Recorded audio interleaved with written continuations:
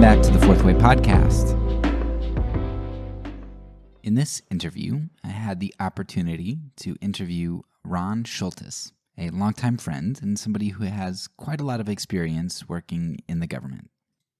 We kind of meander around in this episode, and we do talk a bunch about different ideas related to corporate propaganda. But I think one of the things that stands out to me from this conversation the most is this idea that a lot of this stuff is kind of gray and nebulous. What constitutes free speech? What constitutes propaganda? What constitutes rational discourse? And even if we can identify all of those things, where's the line when we call for governments to restrict? Or where is the line in regard to what's moral?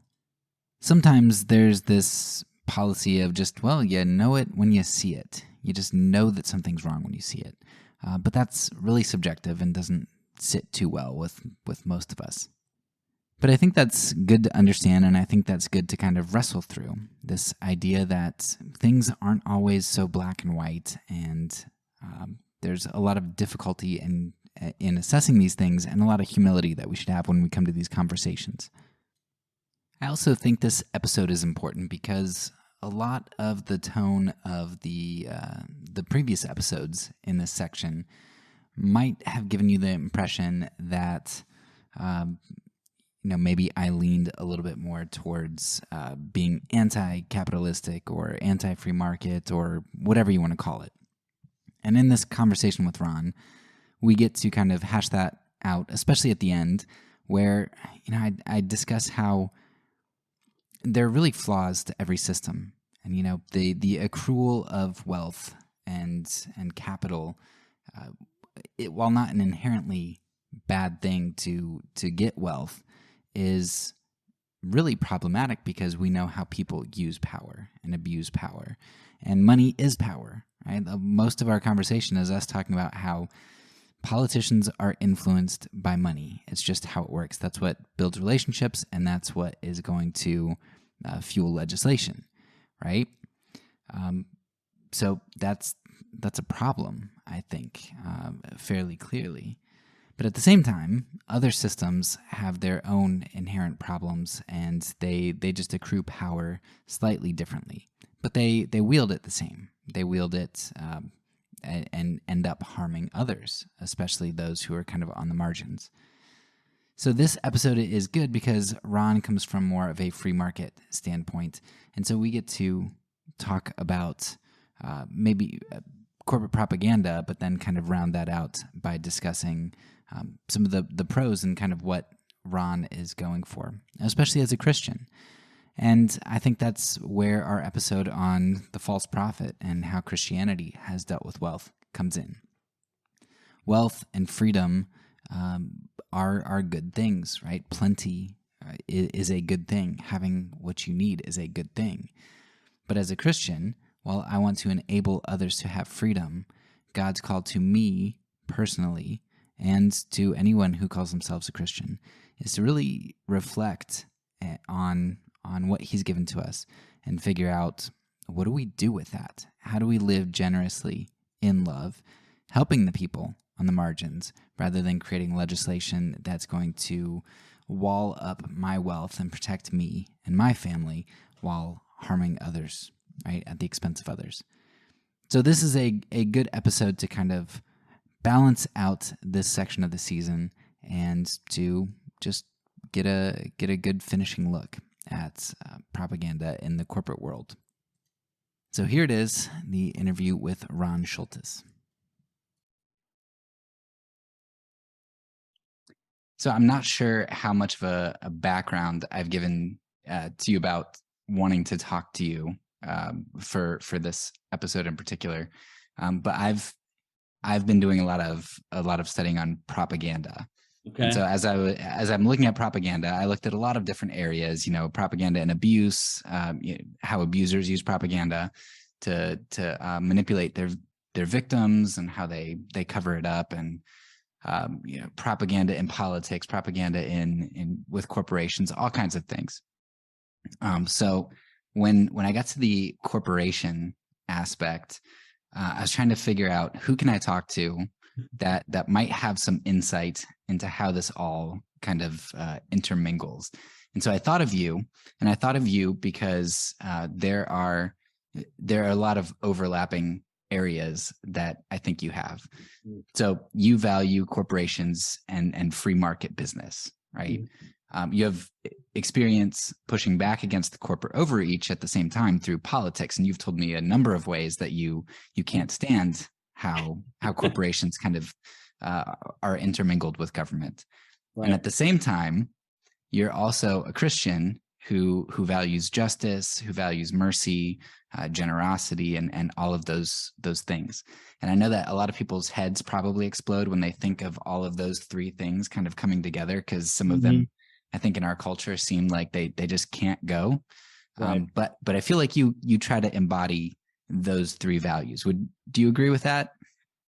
I think so. I mean, maybe it's a walking contradiction, but no, I think you're right. I mean, I think for me, it's obviously Christian faith is number one, first and foremost, obviously, but then how that plays out in a non-religious, let's just say human interaction, societal sphere. I think the best way to live a lot of our Christian faith and values is through free market economics and individual liberty. And so I try to embody those and fight from it from that perspective. And so, it's part of one of the reasons why I do what I do and where I work and why I've kind of made that my mission, I guess, is to remove government barriers so that way people can flourish in whatever way that makes most sense to them, right? And so I think you hit it pretty well. Okay.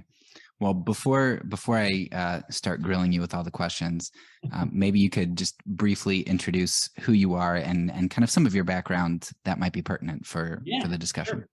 So my name is Ron Shultis. We've known each other for many, many years now. I guess in terms of a pertinent background for this discussion,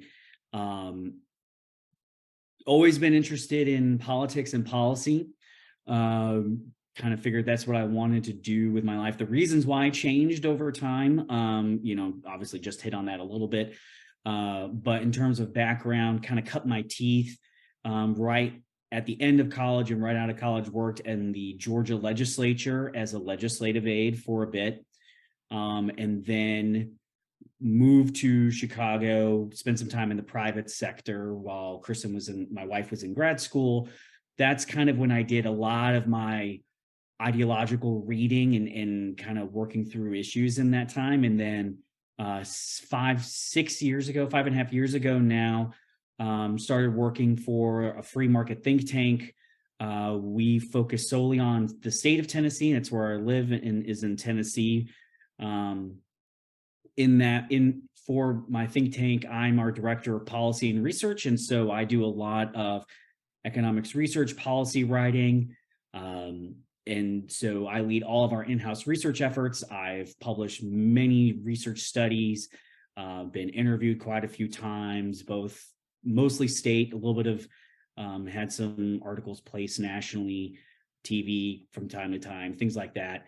And part of that, I know we want to get into a little bit about this, also lobby, registered lobbyist. And so help to try and get some of the reforms that my organization researches and cross the political finish line and enacted into law through the political process. So that's a little bit of a background about, I guess, who I am and what I do.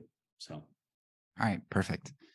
So I think probably the best place to start for a discussion in regard to propaganda and corporations is with maybe the idea of free speech, because I think propaganda can be done in a lot of different ways. You can do it through images and whatnot, but a lot of it comes through speech. And what is speech? An image is speech, and so there's a long history of the progression of how speech has been viewed in regard to corporations.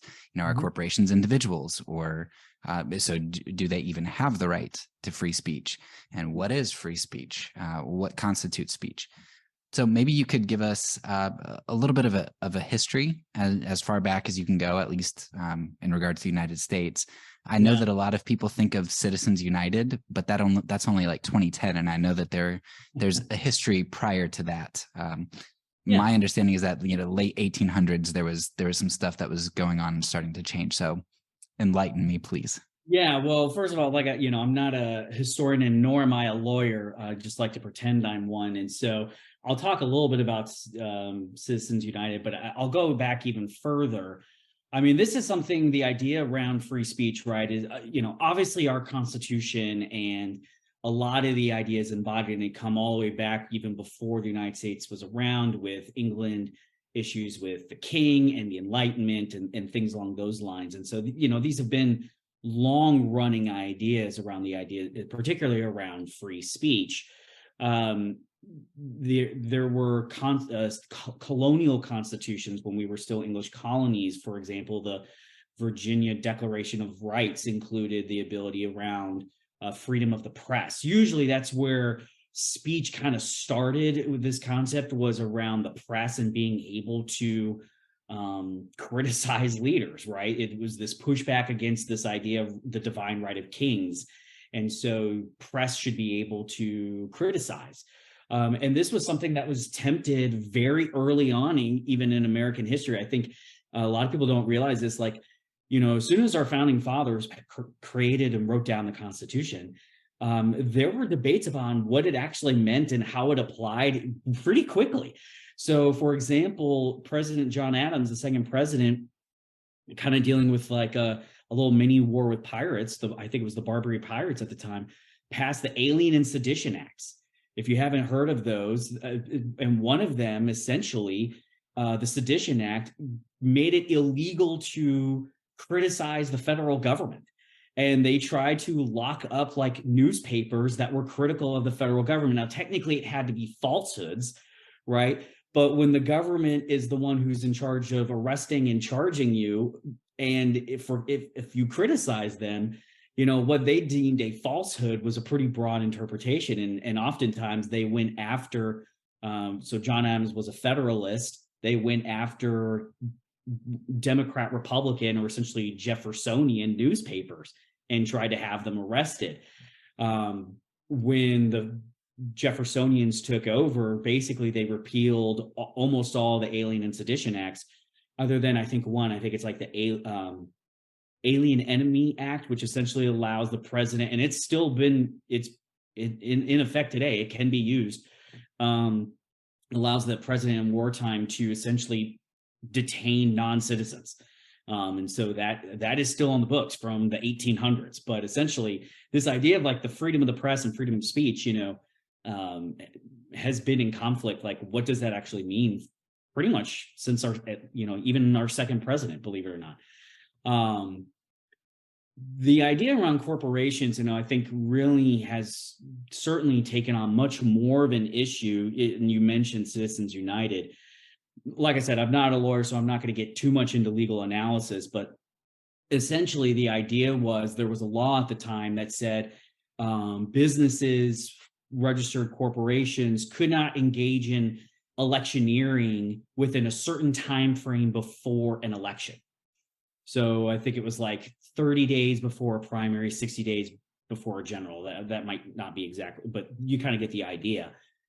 And a conservative group called Citizens United tried to challenge that. And essentially, they rested on the idea of the First Amendment, which says Congress shall make no law abridging the freedom of speech or of the press. And so essentially what happened was they said, look, you're politicking, right? The ability to talk politics is, if you could argue, is probably one of the most important types of speech, right? Particularly what the framers had in mind, right? Being able to talk about our civil government and everything, because they wanted to run ads, I think, that were critical of Hillary Clinton in the 2008 primary, something like that. And the Supreme Court agreed, essentially, if nothing else, right?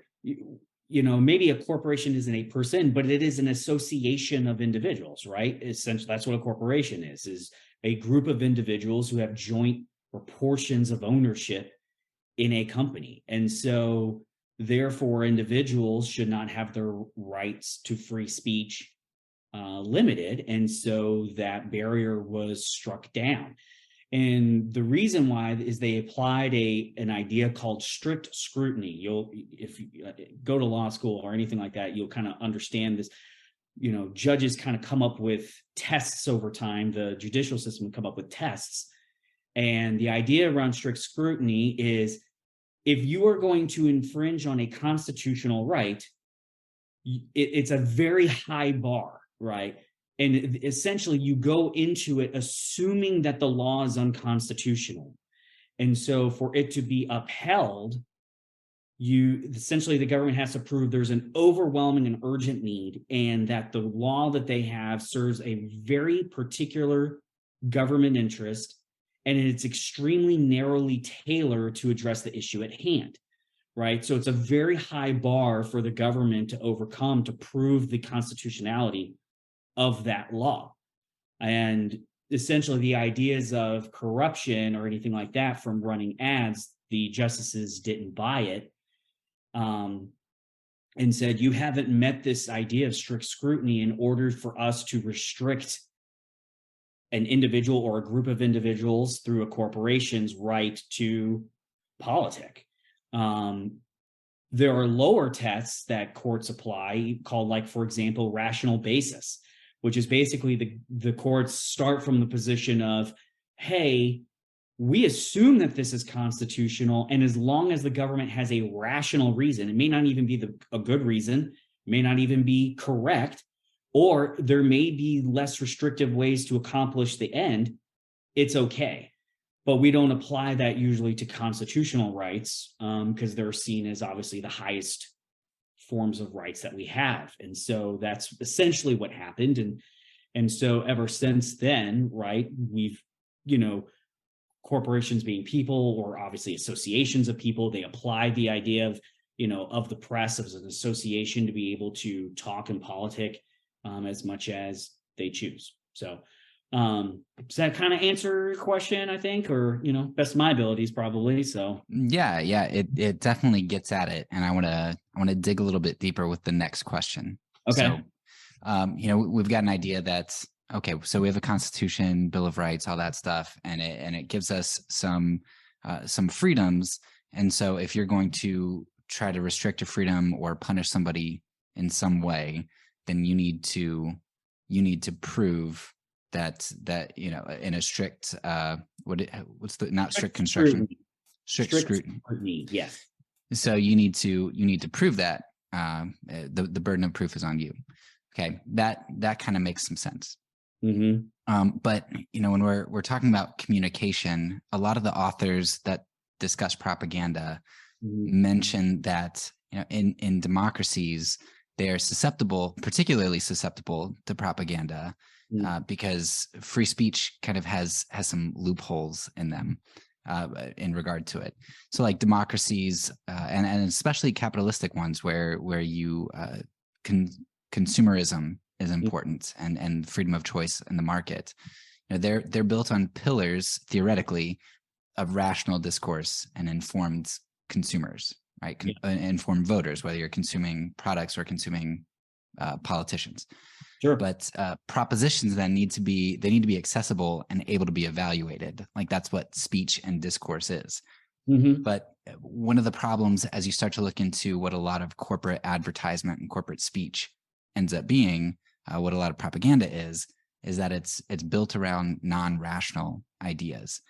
So, for example, one of the famous ones with, I think it was the first George Bush, the Willie Horton commercial, where they've got this, I forget who, you'd know who it was against. Who was the guy that he was the facing? First time he ran? Yeah. Al Gore?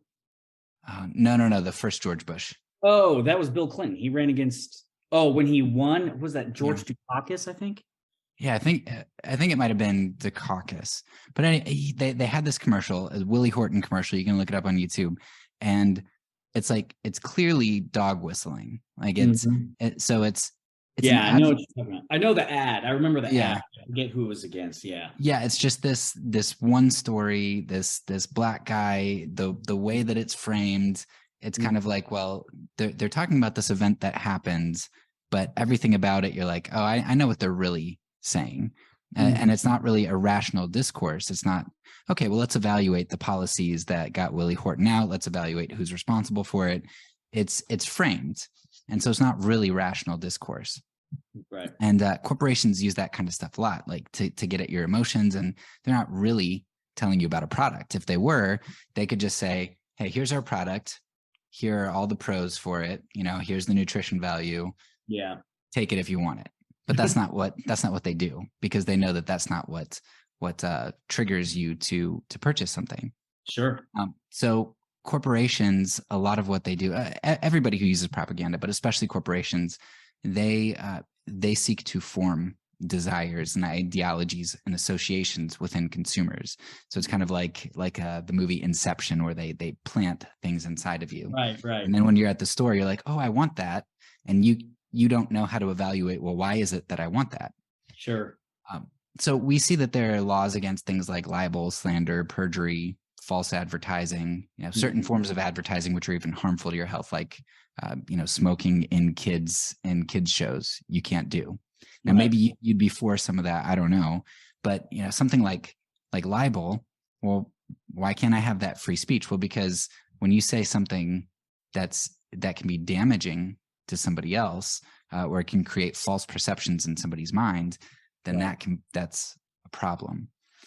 So how do you deal with these ideas? We live in a democracy where rational discourse is really what we're trying to protect. Free speech is what we're protecting, but a lot of that is rational discourse that makes democracy run. Sure. At the same time, you've got, in particular in this episode, corporate free speech that kind of violates that a lot. So how do we synthesize those concepts here? Yeah, well, okay. So a couple of things. I think first, it's always important to remember, right, is one,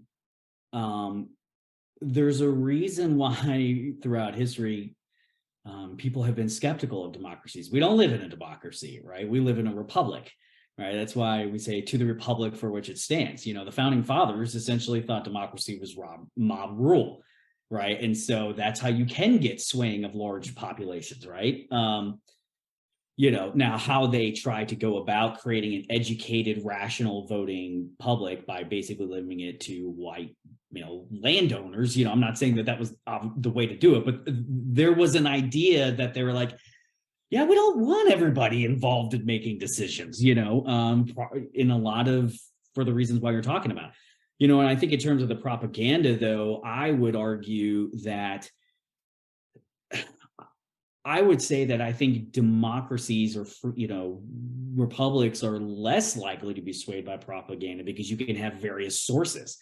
Look at some of the states that have been most held by propaganda are the ones where there is no free speech, right? Like, think about North Korea. There is no such thing as free speech or freedom of the press. I mean, and they think like, because there's only state-sponsored news, which is essentially propaganda, right? There's a reason. What, don't they think like they've won every World Cup or every medal in every Olympics? And that's obviously not true, but they completely believe it because it's the only source of information, right? I mean, we, saw it even going to the Nazis and the strict censorship. I mean, and you want to talk about a population that was swayed to do obviously or go along with awful, horrible things.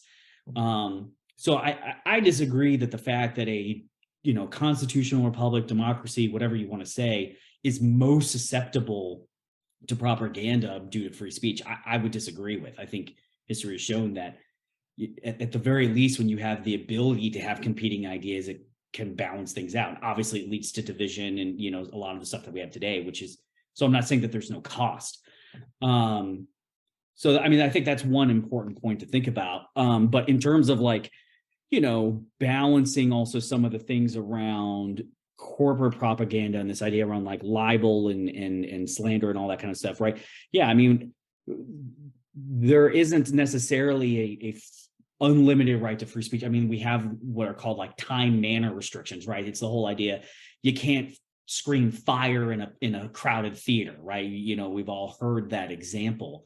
The ideas around libel and slander are around not knowingly publishing falsehoods that damage somebody's reputation and cause harm, right? But I think a lot of that kind of stuff often comes back to the idea of harm, right? I mean, most of our laws started off with this idea of fixing wrongs, right? I mean, that's why we have punishments for criminal crimes, right? It's to make whole, or civil lawsuits. Like if I injure you, you know, you can sue me for the harm that I've caused. That's the idea around libel, slander, and a lot of those things, or like, you know, knowingly deceptive false advertising, right? It's you're trying to defraud essentially somebody knowingly. And so that's kind of a lot of the checks that we have, right? I mean, that's the whole idea around like screaming fire in a crowded theater. One, you can cause harm to people in a mass panic, but two, you've also caused monetary harm to the theater owner by essentially interrupting the show and people leaving, right? And so a lot of these, you know, restrictions we have are around that idea. I think, let's see, what else do you think you want to touch on? There's a lot in that kind of question or anything. Yeah, maybe just to before we kind of move on or dig deeper, some of the things that you said. You know, if I said that democracies are the most susceptible, that's not what I intended to convey. But they said that there is a susceptibility. They're particularly vulnerable in the sense that, so sometimes you'll see people like Richard Dawkins is a famous example. So he's this staunch atheist, and he refuses to debate Christians like William Lane Craig, because he says, I'm not going to give that position validity, because by engaging with the idea, you give it validity. So, you know, do you have a debate on the humanity and value of Jews or Black people with somebody from the KKK? Right. No, you're not going to have a debate on that, because by having a debate, you give some sense of credibility or credence to some people who'd be looking on and saying, hey, you know what, well, that he made some good points. I thought the idea was crazy, but well, if they're engaging in debate, like maybe there is something to it. And so you'll have people who don't want to engage with certain fringe ideas. Gotcha. So as not to give them validity. I mean, I think maybe it's not necessarily you want to give them as much time of the light of day, but I do think that there is merit in allowing people essentially to trip themselves up in awful ideas. And I think most people are going to realize that, right? I mean, there's the old saying of Voltaire of, you know, I may disagree with you, but I defend your right to say it. Or even think about the ACLU when it defended the Nazis' ability to parade down Skokie, right? You know, unfortunately, the First Amendment, the idea of free speech, is not there to talk about the weather. It's there to talk about controversial things, right? And so, you know, I don't think by having the Nazis parade down Skokie in Illinois, it lended credence to Nazi ideas, you know. So, I mean, that's a personal opinion of mine. You know, and yeah, I'm not saying that democracies are the most susceptible, but I mean, I think it's a human nature, right? And so at the very least, in an idea of free speech, we have the ability to kind of like have those ideas play out against each other. You know what I mean? So then, you know, the other thing that you mentioned was with something like libel, you know, you're causing damage or harm to somebody else. So if I think about Bush's Willie Horton advertisement, and I think about what he was saying without actually saying it, that causes damage to the other party, because people make decisions based on what they infer from particular advertisements. I mean, what constitutes damage? What constitutes speech? It seems like it's very fuzzy. It is. You're right. I mean, that, you know, that's why we have, obviously, courts have played this kind of stuff out for forever. I mean, trust me, I have seen some political ads that I just see here in the state. Like, for example, this is a true story. we had a congressional race here in Nashville area, and um, I mean, it's almost laughable to think about. One of the candidates for the Republican nominee for this congressional seat, right, in the primary, it was a primary race, and it was one of those races where the primary is the real election, essentially. And one of the candidates was the former Tennessee Speaker of the House. And she had voted years ago to allow illegal immigrants to have driver's licenses. Okay. And literally there was an attack ad on her where, hey, they showed her voting for allowing illegal immigrants to have voter licenses, which was a true fact, right? But then the ad continued with, hey, the people who bombed 9/11 got illegal driver's licenses, and therefore she supported 9/11, right? And you're just like, I mean, it was laughable on its face. It's the most ridiculous thing I've ever seen, I mean, and clearly like falsehoods that she supported 9/11, but that was an ad that was a real thing here in Metro Nashville this past fall. And, where is that line in terms of like causing harm and falsehoods? Now, I don't think it probably caused a whole lot of harm, just because I think it was so laughable on its face that hopefully nobody was really swayed by that, but you never know.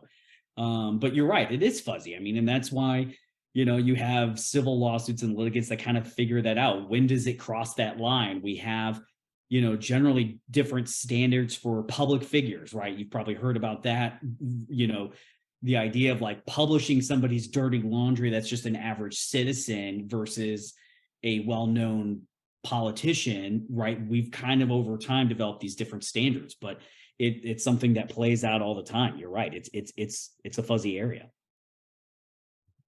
Yeah. I want to move a little bit more into the practical from the theoretical and murky, and I want you to just kind of lay out how some of this stuff has played out. Sure.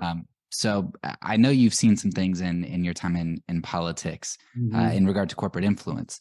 So I want to know things like how much legislation is influenced or controlled by corporate lobbyists. How many resources are they throwing at this? And do you have any specific examples of that kind of thing? Oh, yeah. I mean, it happens all the time. I mean, here's what I'll tell you, at least at the state level. Okay. Which, is a whole separate discussion, in that I don't think people pay enough attention to the state level. I think we all generally know hardly anything ever happens in Washington, right? Whereas your state government is going to pass hundreds of laws every single year, they pass as many as Congress does practically in a decade every single year, generally.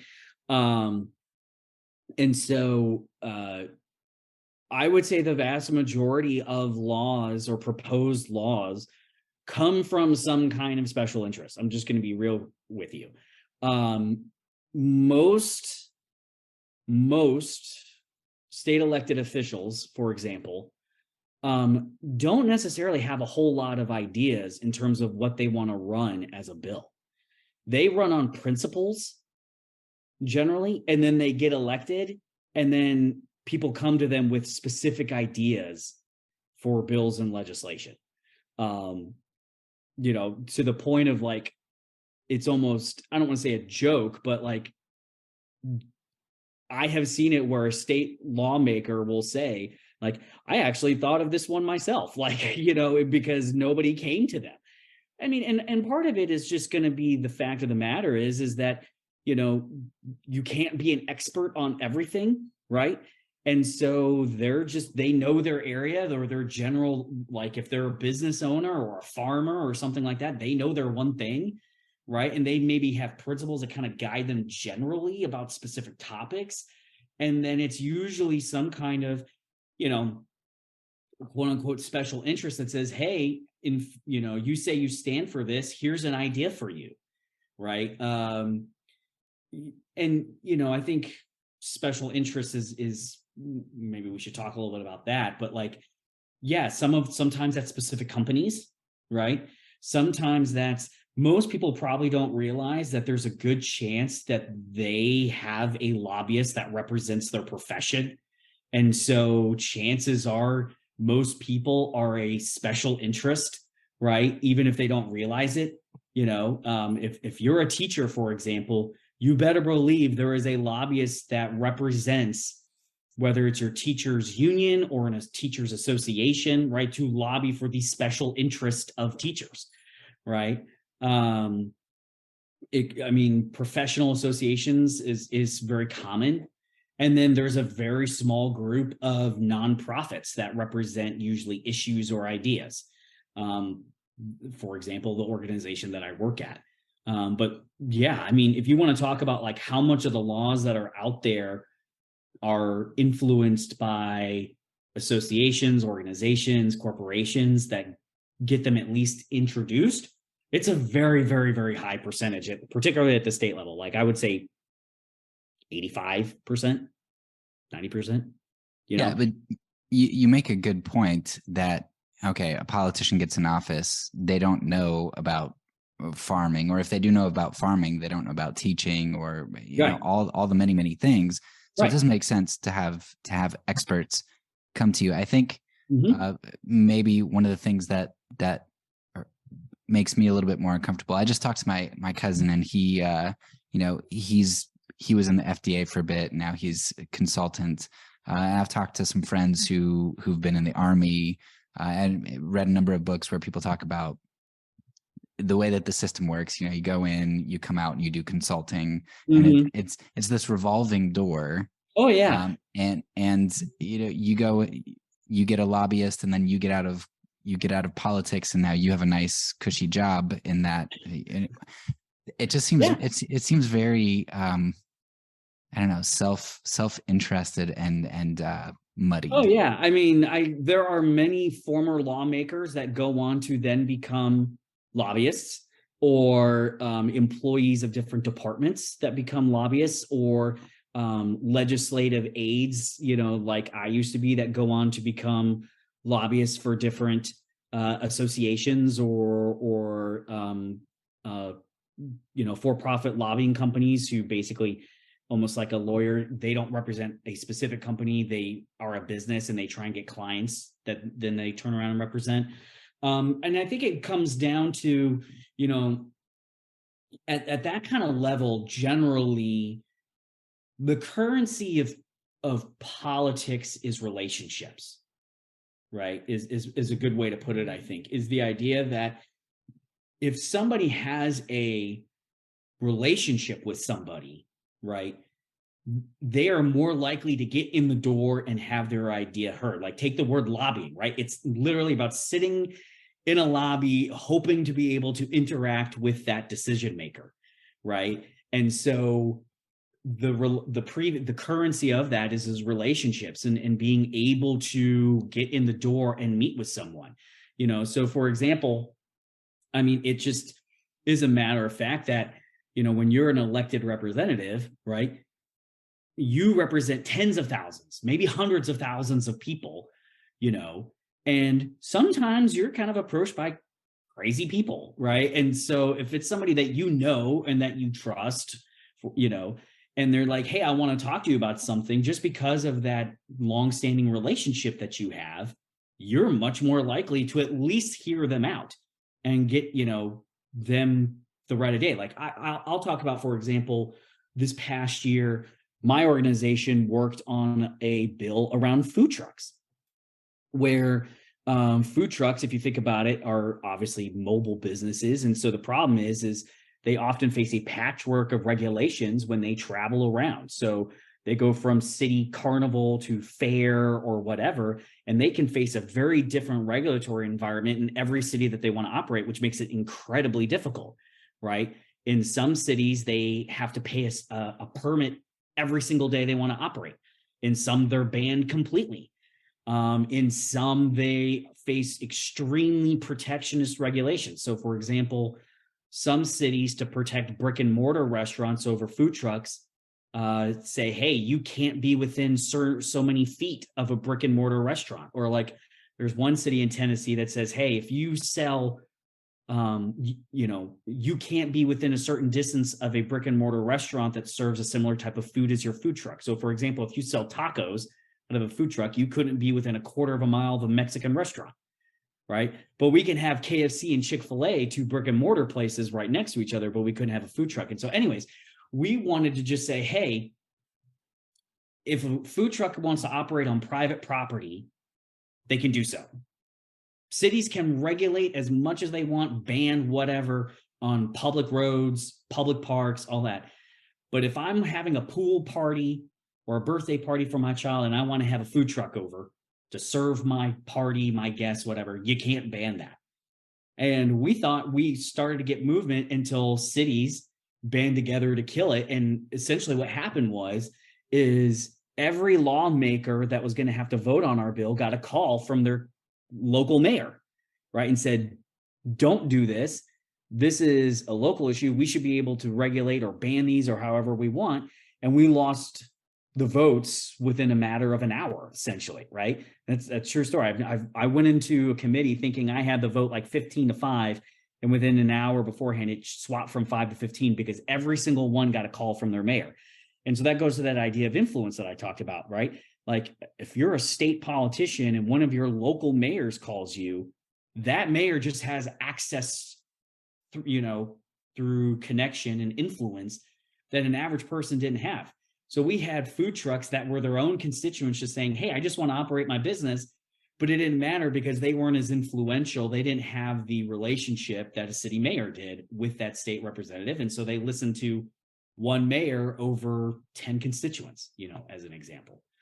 So maybe it's a stretch, but that it feels like such a double standard to me that we protect corporate speech, right? And I know it's probably a push to say that this is freedom of assembly for me to have a pool party and have a food truck there, but it seems like if it's on private property, like that's a right. So yeah. And that's where it's such a struggle here because for me, because I understand the importance of free speech, but I think that a lot of the ways that we see corporate speech, it's not really rational speech, and then at the same time, it's used to curb the rights of other people, generally people with less money.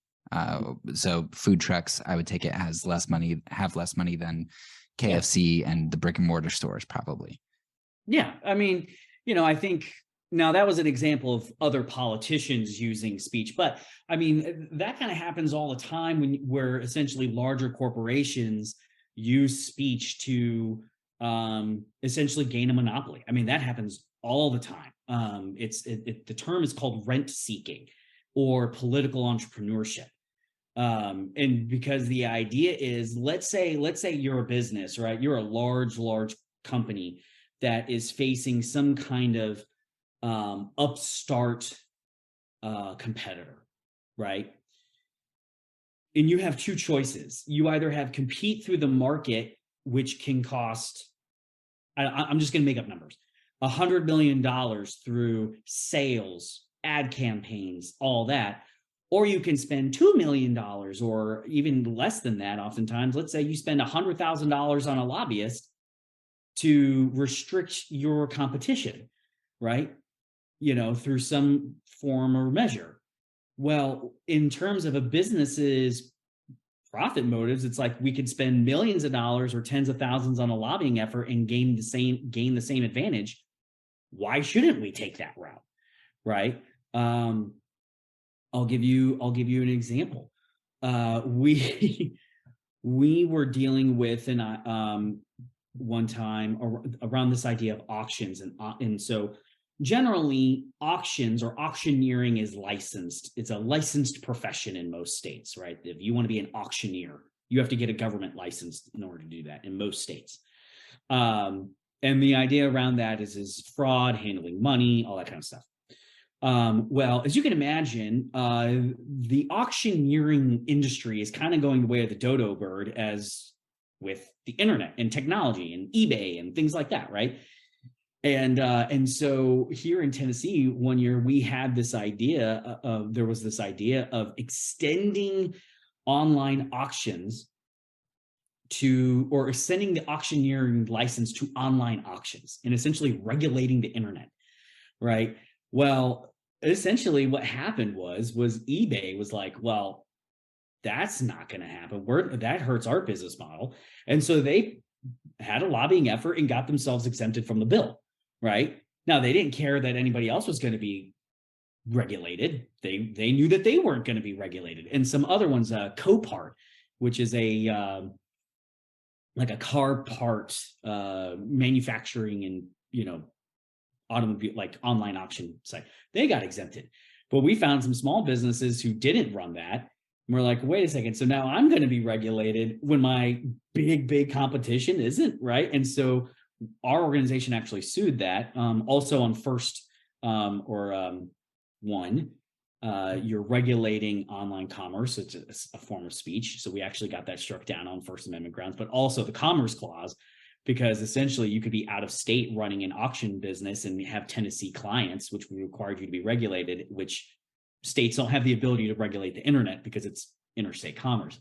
But it's a great example of a large business just saying, hey, instead of dealing with this, we'll hire a lobbying effort to get ourselves exempted or get ourselves a favor, right? And beat our competition through that way. Like the very first example I ever saw of this, and I think we've talked about this before, and it's kind of what led me down a rabbit hole of there's a difference between what we are today and what we call capitalism and what really is. And it was dealt with Delta when I worked in the Georgia General Assembly. After 9/11, obviously the airline industry was extremely hurt, right? People were afraid of flying, and Atlanta has the largest airport in the world. And Delta is their number one employer. The airport's the number one employer generally as an industry, as a place. And so it was going to be a huge impact on Georgia and Atlanta's economy. And so what they did was they said, okay, hey, for a period of time, we're going to essentially cut the sales tax on jet fuel, right? And so it reduced the cost for all airlines, which, I think that's a general thing because it impacted everybody equally. So it wasn't an issue. When it came back up to be renewed, only Delta was able to get the credit going forward, right? Only Delta was. And that was through a strong lobbying effort. And I saw that play out in real time where there were elected officials that were really struggling about, I don't think it's fair, but Delta's the number one employer. They're saying they're going to leave Atlanta if we don't do this for them, which I always think is overblown, right? I know you want to talk about stadiums, which is another area that this plays out, but Delta was able to get it. And within several years, AirTran, which was also based out of Atlanta, went bankrupt, right? Now, do I think it's solely because of that? I don't think so. But the idea that they had to compete, it's the same business, same industry, same place, but just because they weren't as big as Delta, they didn't get the same tax break, right? And so you can see this all the time, how much rent seeking plays out in politics all the time. So one of the things that you said, I think back when we were talking about the food trucks, you said that it's not so much corporate propaganda, it's politicians doing these things. But I guess from my novice understanding, it would seem like the reason that the politicians want something or advocate for something is because the businesses who fund their campaigns are telling them to do that. And so even if it's the politicians, aren't the politicians by and large the mouthpiece of corporations? And again, I know that you can couch it kind of as, well, yeah, but those are the people that they have relationships with. And I'm sure that's true to some extent. Like sometimes it is just relational. But me, as just a lone individual, I'd be thinking, okay, well, that's great. But what you're telling me is that I'm not going to have a relationship with my senator. Really, the relationship revolves around who has money. So what talks isn't speech. What talks is money. Money is speech in Yeah. politics. Yeah. I mean, I don't disagree with that to a large extent. You know, it's a problem of incentives, right? Where unfortunately most politicians' number one incentive once they become elected is to stay elected, right? And how they do that is through campaigning, which requires funds. And so who donates to campaigns, right, usually gets that influence, right? That opportunity to at least get in the door, you know. And so yeah, it's obviously a combination of somebody that's been there for a while, that has, you know, long-standing relationships.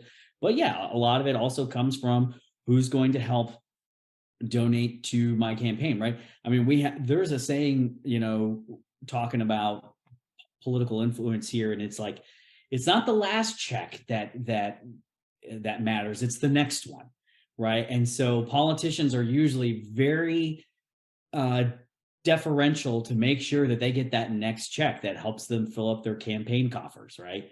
And so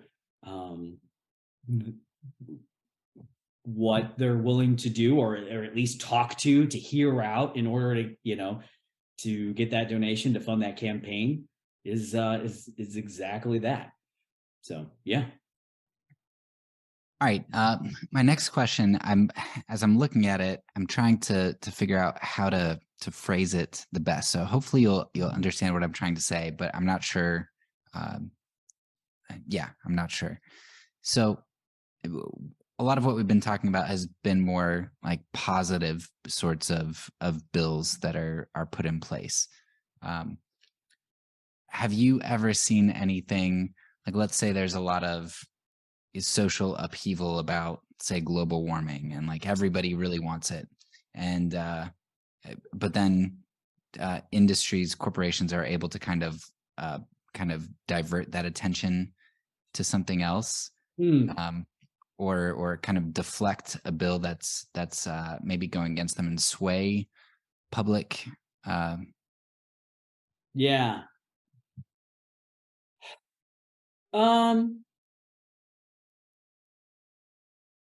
What I can give a specific example of is actually almost the opposite, and that's what made it so unusual. Maybe that's the most specific answer I can give. Was and you know, I'm not saying anything of where I stood, or particularly my organization stood on this, but as a result of COVID, right, there were a lot of thoughts about what can or should a business be able to require of its employees and all that kind of stuff, right? And typically, you know, small business owners are very influential members, or people, I should say, particularly of state and local elected officials. But there was such a clamoring from grassroots folks in Tennessee that they shouldn't be fired or banned from not refusing to, you know, get a vaccine if their employer required it, that they actually went against business interests. And it was so remarkable that for once they're like, hey, to our friends in the business community, right? I mean, I can even play the clips like, I know that this isn't something that we would normally do, is go against your wishes in essentially, so you know, on certain terms, but we have heard such outcry around this that we have to, you know. So I can't say that I've heard where they've diverted or squashed, but I have I've seen a specific example of where like it was so unusual that they didn't side with, you know, particular businesses. One that I can think of. Yeah, because no, that's a good example. What I was thinking of, and maybe you haven't seen it, but there was this, I don't know if it was a Stanford study or something, but there's this. I do have one example that's not necessarily by a corporation, but kind of a similar example. Okay. Go ahead and finish. Sorry. Yeah, so there's this Stanford study, and they were trying to determine what influences public policy. Mm-hmm. And so they have this graph, and it says, okay, what you would expect is that if public policy followed public opinion, you'd expect this linear graph. The more public opinion, the higher the public opinion, the higher the chance of this law being passed. Yeah.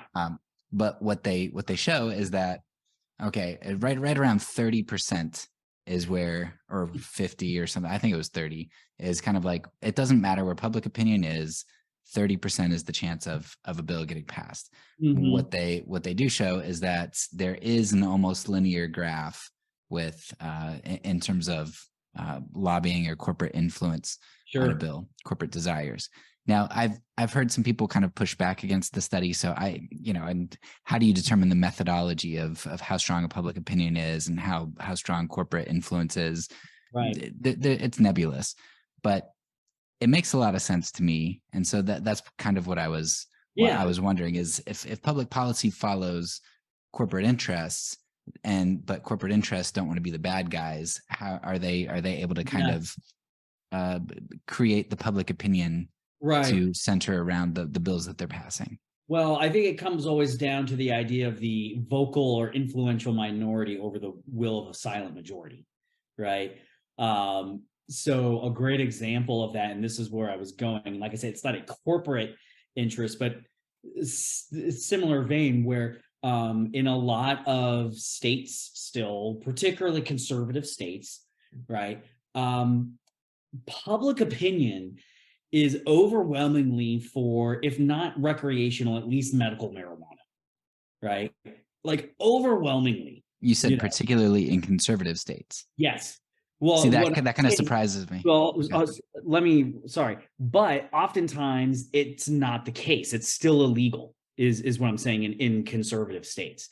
There isn't a huge difference between blue states and red states around medical marijuana, but yet still there are many red states that have not passed any kind of marijuana legalization, including my home state of Tennessee, because of influence from cops. It's what it boils down to. The vast majority of people support at least medical marijuana. Like recreational is a little bit different, but on the medical side, it is extremely popular. It's like 80%, right? Plus. But yet, because cops don't like it in a lot of states, it is often defeated, particularly in red states, because got to back the blue, want to be seen as pro-police, and the influence that your local sheriffs, policemen have with state elected officials, even though it is extremely popular, particularly as, in the aftermath, but the result of the opioid crisis, right, as an alternative to a painkiller, recreational marijuana is even popular amongst people that were very anti-marijuana even 10 years ago, but in many red states, it's still not allowed because of influence from police. So that's a great example of like that public opinion, right? Or one that I've personally seen that I've worked on, like I said, is not a corporate specific interest, but similar that same vein in terms of public opinion doesn't necessarily make policy. Tennessee is one of the 4 states that doesn't have a cap on the growth of property taxes. Now, Tennessee is very often considered a low tax state, right? It's one of the few states that doesn't have an income tax, all that kind of stuff. But along with Vermont, Hawaii, and New Hampshire, it is one of 4 states that does not have a cap on the growth of property taxes. Those states, at least particularly Vermont and Hawaii, are extremely blue. And then you have Tennessee, very, very red. We did a poll. We tried to say, hey, we're not saying you can't increase property taxes, but we had a bill once that if you want to increase it by more than a certain percentage, you've got to get a voter referendum approval to do so. We polled it. It was like 95% approval rating amongst voters. Like that's like maybe even higher than Jesus numbers, right? In terms of a poll favorability. And it didn't stand a chance because local governments using their influence, essentially the government that local people support through taxes, use their tax dollars to lobby against something that would have helped their own constituents, right? So I've seen that. That's a personal example, but I mean, I think it always comes back to that vocal, influential minority rather than a diffuse silent majority.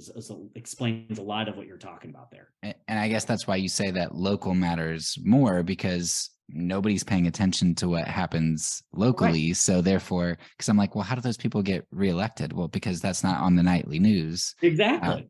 Yeah. More people know like things that, Ted Cruz or AOC say than somebody that actually represents them in their own backyard at their state capitol, right? I mean, because we've nationalized everything essentially. So going back to what you said about the police and marijuana, is that, and maybe you don't know, but is that kind of like with war? I think a lot of times there's this idea that, well, and like investments, right? Gambling. So if you lose but you play and you play and play and you keep losing, it's kind of like, well, I've invested all of this money and now I have to keep playing to get my money out of it. Is it kind of like that, where the police are like, hey, look, if right now we say that we're not going to criminalize marijuana, that invalidates my life for my whole career, because now you're telling me that what I did was worthless, it was pointless, it was maybe even wrong that we were locking those people up. Do you know what the rationale behind that is? I mean, I'm sure that's part of it. You're talking about like some cost fallacy.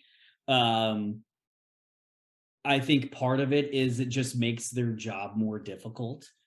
I think part of it is it's, marijuana is used as a reason to stop and look for other things, right? It's usually like, I use this, for people listening, I'm using air quotes, like a gateway investigation, right? Like, the whole joke of it being a gateway drug, right? It's like, it's the same thing with like, tail lights, right?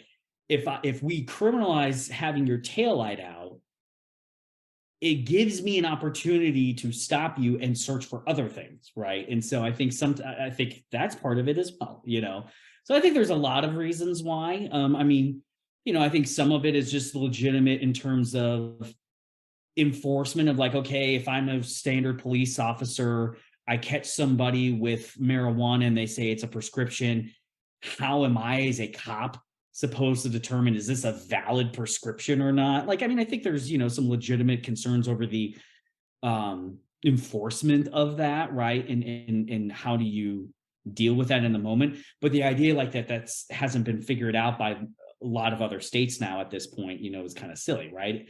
And so I mean, I think there's a variety of factors as to why that happens.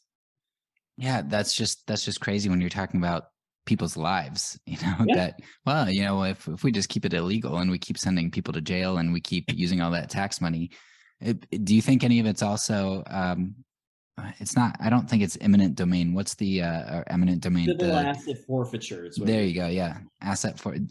Do you think that maybe has something to do with it too? Oh, I think personally, absolutely. Right. There's a report, for example, that before I got to where I work now, our organization worked on some civil asset forfeiture reform. Getting rid of it is extremely difficult, but we were able to get some reporting requirements around it. Like, hey, every police department or sheriff's office, you have to at least report what you have taken, right, through civil asset forfeiture. And the idea around it is that money or whatever was being used in the process of a crime, right? But I remember the first time I ever read it, it was like, it included like I think there were like 3 trombones and a flute that had been seized I'm like, what does that have to do with anything, And so it's just some of the funny stuff you see. But yeah, I think that's possibly part of it, I don't know. I'm not going to speculate. So. Right. Okay. That's probably safest thing to do. And I mean, there usually isn't just one answer and just Yeah. a simple answer. There's a multitude of answers. Sure. Yeah. Right.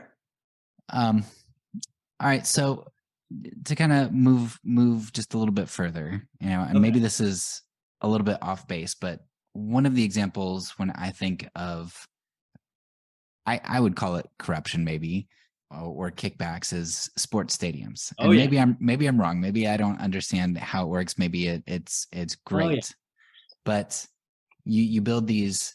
I mean, the price of these things. What I don't remember what the Cowboys stadium was, but it was 1 billion, maybe two. I don't remember what it was, but we're Oh talking in yeah. the Well, I mean, billions. that's pretty cheap now, actually. Oh, really? SoFi Stadium, where the Rams play and the Chargers play, I think is the most expensive stadium, and I think that was like 7 billion, maybe, or 5 billion, something like that. I think it was 5 billion, 5 billion plus. Do you know what percentage was paid by taxes? So actually, funny story, that's the first time really in a long time that it wasn't. It was completely privately funded, SoFi Stadium. But this is very near and dear to my heart right now because the Tennessee Titans are getting a new stadium, and it is the largest public subsidy of a football stadium in American history. Their new stadium is going to be about 2.2 billion. And the state alone has offered $500 million towards it. So, Well, there you go, your property taxes. yeah. Well, the sales taxes because it's from the state, but yeah. So, yes. So I'm very familiar with this subject and I've done a lot of work on it, and unfortunately have lost. Yeah. Okay, so maybe you can kind of elaborate then, and maybe there's not really anything to elaborate on. Maybe it's as simple as it looks. But so you get these billion-dollar stadiums, these investments, a lot of times subsidized substantially by the state. Yep. To me, it seems extravagant and wasteful, and it seems like there are probably a lot of people benefiting. Construction companies, the sports teams themselves, the owners, wealthy investors. Yeah. Is there something more to sports stadiums, or is this a good example of kind of being sold something that's really not true? Like it benefits me. Yeah, it's really funny in a world of division around a lot of things in this country. Actually, sports stadiums is something where both sides of economists agree is they make no sense whatsoever. Is stadium subsidies. They are woefully inefficient. Seriously, they're a terrible deal for taxpayers. And essentially why they happen is exactly what you described, right? Special interests from construction, tourism offices, tourism economic development agencies, obviously the billionaire families, right? And it's sold through what I would call press clip economics, right? If we do this, we're going to have, the Super Bowl, and we're going to have all these people, tourists coming here, and all this kind of stuff, that's going to pay. It's going to pay for itself. It never does. First, a couple of things. What always ends up happening, a new stadium does not make the difference between somebody coming to a city to view a game, right? It doesn't work. They come there for the game itself, regardless of the stadium, right? Second, it doesn't lead people to spend more money. It just diverts their spending. So a lot of studies show this, that you spend a bunch of money on a new stadium. Yeah, maybe you go to a game now, but that money that you were going to spend on tickets, maybe you would have gone to buying clothes or going to restaurants or movies or some other discretionary spending. So it doesn't create more spending, it just diverts it. And then the idea around like one-time events like the Super Bowl or Final Four, they're woefully exaggerated, studies have shown. And most of the benefits for them come from the existing stadium. So you have these massive investments for an incremental benefit. Usually it's like, all right, you already had a team, you already had games, right? oh, you spend billions of dollars on a new stadium to have a one-time event like the Super Bowl, so it doesn't create billions of dollars in value to have 1 week, of the Super Bowl. Some studies have shown, for example, that like a baseball stadium, right, which has a lot more home games than a football stadium does, was it like, I'm not a baseball guy, but like 80 some odd home games plus playoffs, has the average economic impact of a mid-sized department store like a Kohl's, because a Kohl's is open every day and people come in and spend money, whereas so much of the time stadiums just sit there empty. And this is something like left-leaning organizations like Brookings or Stanford University has found that. The Mercatus Center, which is very right-leaning or conservative libertarian, it is terrible economics. They don't create economic growth. They're a huge waste. They cost taxpayers millions, if not billions of dollars. All that. So you're not wrong. So then how do they keep happening? Is it because, like you said, we don't pay attention locally? I mean, everybody, if there's a stadium being built in your city, it happens and what's happening. You know that it's coming from your tax money. Right. But is it because you don't associate it? Like when I go to pay my taxes, it's not like it's itemized. It's not like there's a line item like, well, this percentage of your taxes went and paid for the stadium. Like, what goes into that to keeping me from firing all of my congressmen? Yeah, exactly. It goes back to that idea of diffuse benefits and diffuse costs, concentrated benefits, right? Like, yeah, you're right.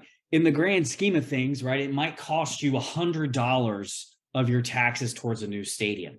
Is that going to get you all fired up to go and picket outside City Hall or go, travel to your capital if you don't live there to sit down with your state representative when they're going to be voting on it and they have like 4 days notice, right? I mean, that's something that often people don't realize is like, it's not like exactly when something is going to be coming up often much long in advance. And so, you're a busy guy or your dad with, bunch of kids and all that. Like you don't have as much time to go and care and fight for something that maybe will cost you $150 or something like that of your taxes. But when you multiply that by every single person in a city or in a state, it's hundreds of millions. Meanwhile, that, construction industry or that billionaire family, right, that owns the will own the football stadium, you better believe it's worth their time, right? You better believe it because they're getting all the benefits where the costs are diffused amongst the general population. So, I think that has a lot to do with it. You're right. It's not itemized. This gets talked about like with corn subsidies, a lot at the federal level, right? Like if corn subsidies make no sense economically, but it would be like $1 off your federal taxes, right, every year. Well, you're not going to care about that. You're not going to get engaged over $1. But for like 350 million, right, that go to 100 farmers in Iowa and Nebraska, you better believe it's worth their time, right? So that's just an incentive problem that we have in governance. And oftentimes then too, it's a positive thing for those politicians. They get to have their ribbon cutting ceremonies, breaking ground, all that kind of stuff, right? I called it press clips economics, and the idea that then they can take credit for, oh, look how many jobs we've created, right? Through the construction and all that kind of stuff too. So there's sometimes strong incentives for politicians to make these kind of decisions, even if they don't make economic sense, right? They make political sense, and that's often what it boils down to, like we talked about, because remember, their number one incentive usually is to get reelected. Yeah. So I think one of the things that I don't know, I'm a happy person and I'm optimistic in the sense that I enjoy life and I'm not worried about the world ending tomorrow, even though I think it probably will, but I'm not worried about it. But Going through this season and doing a lot of research on various areas, it certainly makes me really cynical about Mhm. the world, about people, about life, about a lot of things. So right now, I want to talk to you a little bit. You've given a really good picture, and I love every time I talk to you, you always give very specific examples. And I love that you can kind of bring ideas to life. So that's extremely helpful. But right now, I want to talk to you more as a Christian, um, Sure. and kind of get at the okay. Well, what do we do with all of this, and how do you kind of come to the conclusions? How do you live life, seeing the things that you see, and probably much more than what you've expressed today? But how do you move out from there? So as a Christian who values business, who values hard work and a free market, Hmm. as somebody who values politics, I mean that's your life. You're passionate about it because Yeah. you're able to help food truck people when the brick and mortar stores want, or eBay or whatever wants to kind of, or is content to have them taxed or Right. disadvantaged. But then also, it's not because you just want, instead of eBay getting a piece of the pie, you want a piece of the pie and you just want to be rich. Like you enjoy helping others and giving to others and seeking justice and love. Hmm. So how do you live in that world, seeing all of those things and creating, forming, and extending the values that you have? Like what practices do you have? What ideologies do you cling to? Um, Yeah. yeah. No, that's a great question. I mean, I think for me it boils down to, right, as God's children, right, we are told to go forth, multiply, and essentially prosper, right? It was one of the first commandments we gave, or he gave us. And I have found, believe nothing helps human flourishing more than freedom. And so what I'm always looking to do is to allow for human flourishing, and essentially what are the ways that we inhibit that. And generally, I have found in my understanding of history and what I've seen personally, it's government getting in the way, right, or picking winners and losers often, right, which is a lot of the examples that we've talked about today. And so fighting for those food truck operators just being wanting to operate their business. I've talked can give you a lot of examples of like people who were threatened with jail time for massaging horses because they were told they were being a vet, even though they were just massaging a horse. And fighting for them to be able to run a horse massage business. It's because I want to allow people to live their version of an American dream, but essentially for them to flourish in a way that makes most sense for them. And so what are the ways that I can help serve to essentially, one, either get government out of the way, or put everyone on a level playing field so that way they can find a way to flourish. And I've generally found and believe that um, freedom and free markets is peaceful. It's the most peaceful way of interacting in terms of a society and economics, and it leads to the most human flourishing. And that's something that I think want to see. And so that plays out in fighting for respective property rights. It's fighting for reductions and regulations or whatever. So um does that answer the question, I think? Yeah. So Yeah. space. Um, and so if I understand correctly, you are trying to use the government to fight itself, like to push back against itself.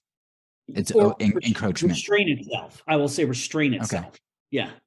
So generally, I mean, I think a lot of the reasons why we've seen, um, you know, for example, take the stadiums, for example, right? A lot of the reasons why you have these bad decisions or unfair decisions and all that is because usually government has the ability to act in a certain area. And so it allows an arena, right, for special interests, large businesses, in order to use their influence and money to take advantage of a system, you know?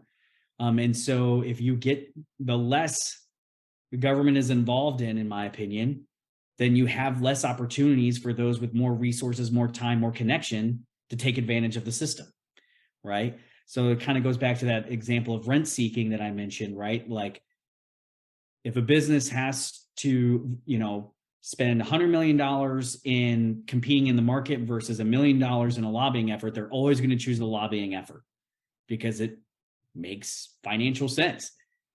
But if they don't have that ability because government doesn't decide that issue, then they have to compete on the market side, and that puts everybody at a level playing field. So what I try and do is get the government less involved and essentially restrain itself so that way people are free to flourish as best they can and compete evenly. So, okay. All right. And that kind of brings me to the closing idea I want you to touch on. When you talk about corporations, I think obviously everybody's minds goes to capitalism, and even though you have corporations in more socialistic countries and capitalism, socialism, it really is more of a spectrum. It's not like you have pure free markets and such.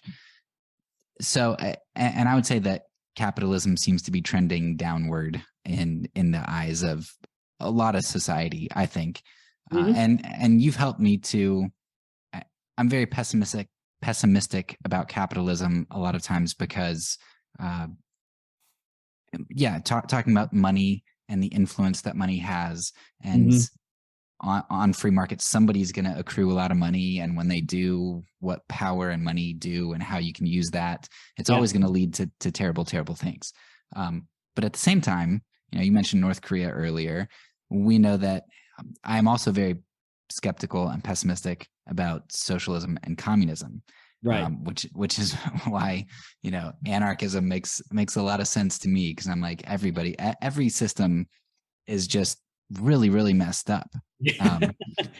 What's the common denominator in all of it, right? It's people, government. Right? Yeah, it's government. So that's why I can respect what you do, because you're not trying to get your party to just be the strongest and go and bludgeon everybody else. You're trying to, even though you're using government, you're trying to restrain it. And so I respect and appreciate that. So maybe we've done a lot of talking about corporations and what would be more capitalistic ideas and how money and capital and corporations can in that system can propagandize and influence. But I think it would be unfair to just completely focus on that. Maybe you could talk a little bit about the flip side of the spectrum, maybe some specific examples from history, from around the world, from maybe even in the United States, some socialistic aspects of things that have occurred here throughout our history, and how you've kind of seen propaganda or conspiracy and those types of things show forth in that system. So how have we seen like propaganda in like socialist systems and communist? Yeah. Oh, well, I mean, I think you just have to look, for example, the freedom of the press, right? Where in communist socialist systems, right, there generally isn't a freedom of the press, the ability to criticize rulers. And so, here's what I always think about, right, is propaganda exists, right? We've talked a lot about corporate propaganda and tricking you into buying things or trying to play on emotion rather than just logical reasoning and facts, right? But I would always argue that government propaganda is the worst because they have the ability to do it at the power of a gun, and so if they can outlaw competition, for example, or essentially prohibit criticisms of it, right? I mean, I think we've seen tons of examples of propaganda from those kind of systems, I mean, like I said, literally, I'm pretty sure North Korea believes they've won every World Cup. Like that only exists through propaganda. And look, the United States government has done it too, right? I mean, obviously, the idea of trying to invade Iraq, for nuclear weapons was kind of a propaganda effort. The axis of evil. The first ministry of propaganda ever created was in the United States by Woodrow Wilson in World War One, right? In the lead up of World War One. So, now propaganda kind of had a different meaning back then. So, I want to be fair. But I mean, I think we've seen it all everywhere. But the difference is like I said, it comes back to that marketplace of ideas rather than only one source. Propaganda is very dangerous when there's nobody else to criticize it or push back.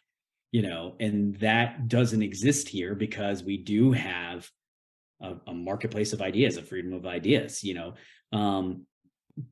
People talk about frustrations in America around the media, right? Both the right and left, right? Talk about frustrations with mainstream media or the left was very critical of how President Trump treated the news media,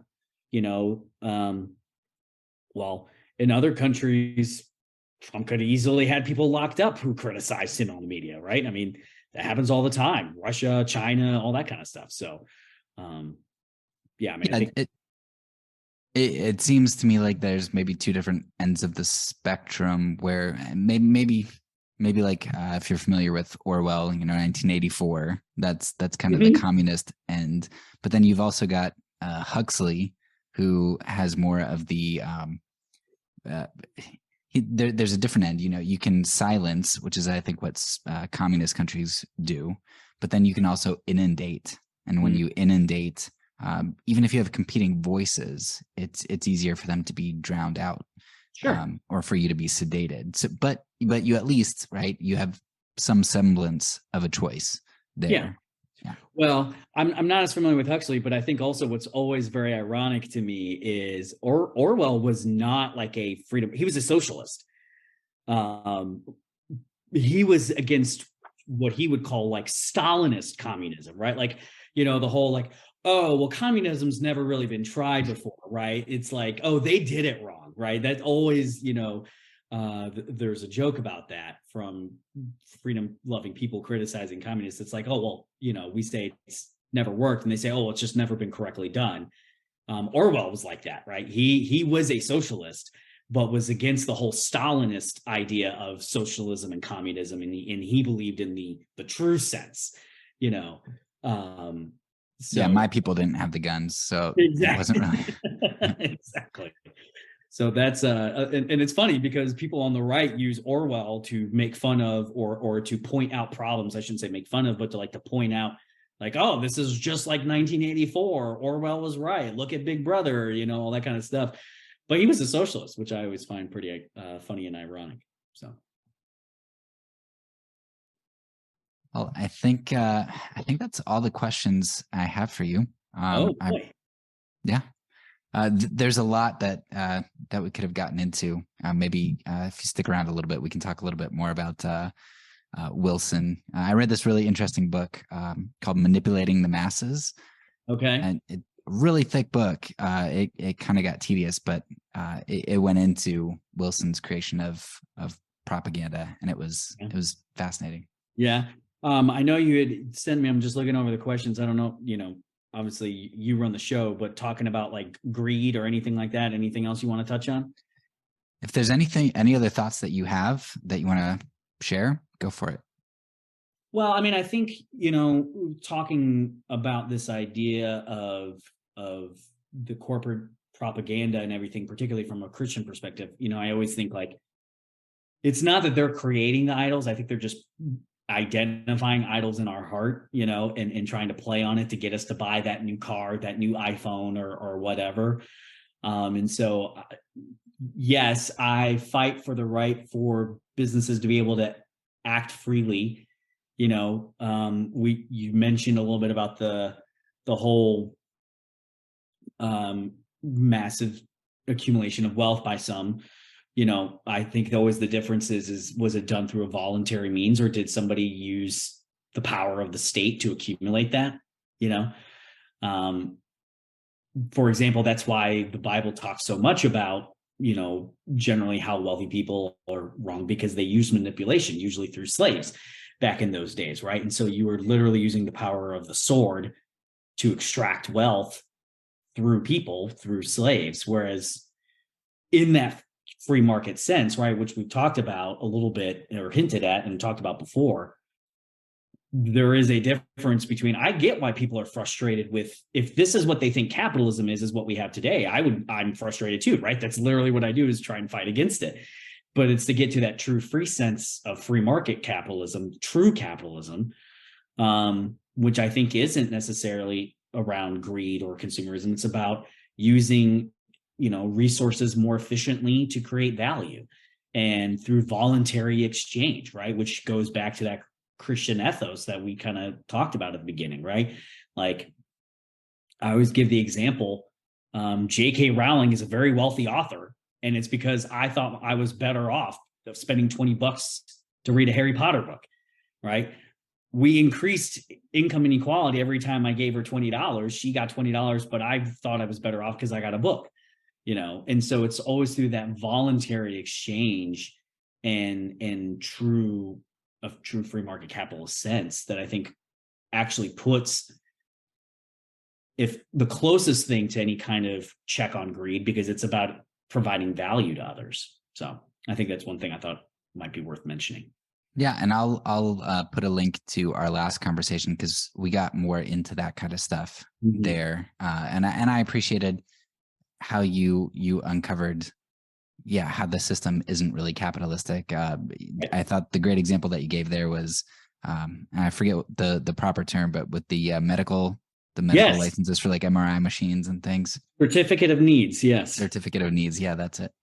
That was just fascinating to me, because it's like, well, I think there's a lot of injustice, and especially so maybe it's a little bit too different here in Romania, but we go to the doctor and we don't have to pay anything. And we do pay, like you have taxes, like once a year you go in and you pay for health insurance, and I'm sure the state subsidizes it. So it should probably cost me more here in Romania, but I think it's closer in Romania than what it is in the States. Some of the, an IV bag of saline water can be, I don't know, $100. And right. It's just insane. And it seems unjust towards especially a certain demographic of the population who can't afford that kind of thing. But when you explain things like certificate of needs, you're like, oh, well, it's not capitalism that really did that. It's the government. Right. The government not restraining itself. Right. Exactly. Yeah. So, but I mean, just to kind of wrap up, you're right. Influence plays out, or, propaganda plays out in every level. Generally, I think it's better at least coming from a corporate side than a government side. But then even on the corporate side, I think it's because it has the ability to play out in so much of our lives and mislead us, because we essentially allow the government to make so many decisions. So it creates opportunities for big corporations, wealthy individuals to take advantage of the influence and money that they have in order to protect themselves, increase their profits, gain unfavorable advantages, So that's how it often plays out, and I see it all the time. Yeah, it does seem a little bit ironic to me that a lot of the people who hate corporations and capitalism basically want to give all the power to the biggest corporation that exists. Exactly. And the only one that can enforce things through the barrel of a gun. Right. So, all right. Well, thank you so much. I appreciate it. Appreciate it. All right. Have a good night. All right. That's all for now. So peace. And because I'm a pacifist, when I say it, I mean it.